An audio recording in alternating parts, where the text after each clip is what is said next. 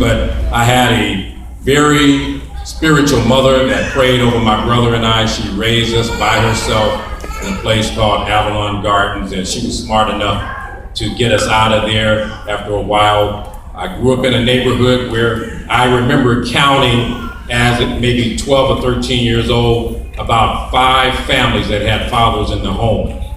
And as Mr. Weaver talked about, you can take your life and find purpose in it. And later on after school and going through a music career, trying to chase a music career, I finally found my purpose, and it is to help families. And Dr. Gabriel talked about hope. The name of the ministry that God has given me is called Hope for Families, and I want to talk to you about hope. But I first want to just say we should thank God for Steve Traylor, Lalani Palmer, all the teachers. And I don't see Felix on Sandy here right now, but I'm thankful that I have the opportunity to still be here, because most of the guys I grew up with, some of them actually originated the Crips. I found purpose in it. I'm producing a documentary on what happened in our neighborhood because of the lack of fathers. And I want to commend all the fathers that are here to support your children.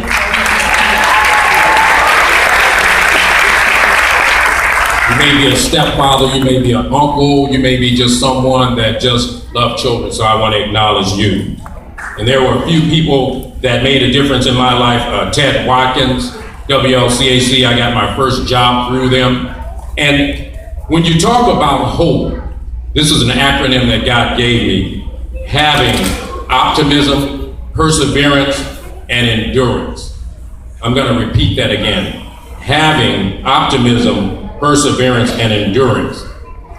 So sometimes you may meet someone that says they have been diagnosed with cancer, and they'll say, I have cancer. And they have the attitude that there's no recourse, that they're going to actually die from this disease. God is a healer. I will infiltrate that right now, insert that. But the average person, if they don't have faith in God and in healing, they interpret that as they have it and they can't get rid of it. So I'm inspired to encourage you to have optimism, to have perseverance, and to have endurance. Your eyes may be brown. You have brown eyes unless you buy some colored lenses. You may have brown skin like I do. You may have tan skin. So God wants you to have optimism. He wants you to have perseverance, and He wants you to have endurance. And if you don't have hope, you are hopeless, as Dr. Robles said. Now I want to describe a couple of areas where, in order to have this optimism, you got to know that you were born for such a time as this. It was said earlier that you are chosen, you have a gift, and I want you to think of a relay team. If you ever watch professional track, the Olympics, they always put the fastest runner at the end. They call that the anchor runner. And you are the anchor runner, graduates. You're the ones that God has chosen to be born at such a time as this. So don't think it's strange, and don't underestimate your value to the world, because God knows exactly why you were born at this particular time in your life. You're going to be that anchor leg. And I want to give you another example of a relay team from a generational standpoint. Your grandfathers, your grandmothers, your great-grandmothers, your parents, they were the ones that started this race. And so each one of those generations, they're passing the baton on to each generation. So you need to be thankful for your parents. Come on, be thankful for your parents.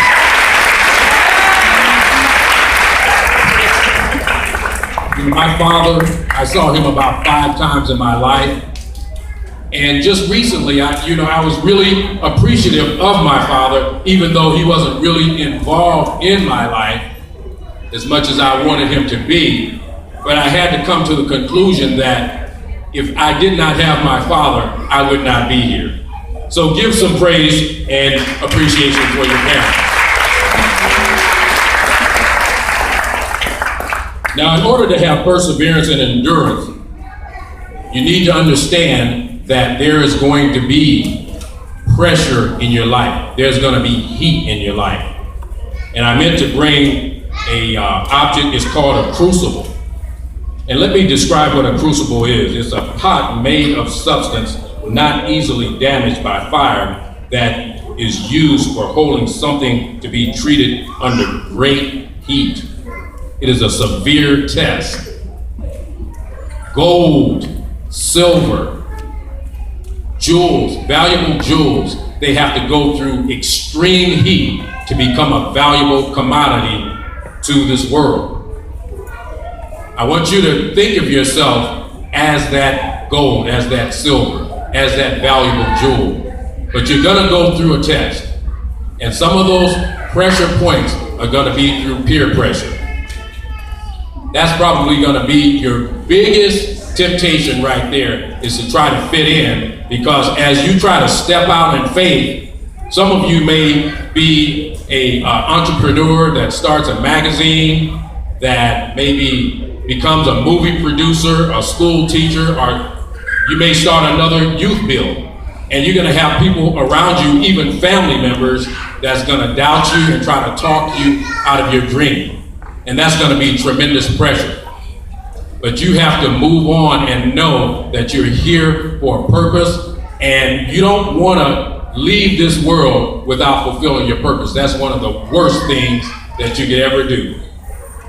Once, when my father came out to visit, he was much older, and he was intoxicated, and he whispered to me and said, "I invented Pac-Man."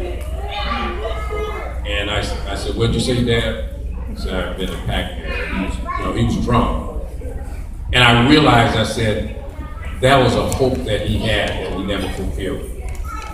You don't want to get to be 75, 80 years old, or even in your 60s or 50s and have regrets.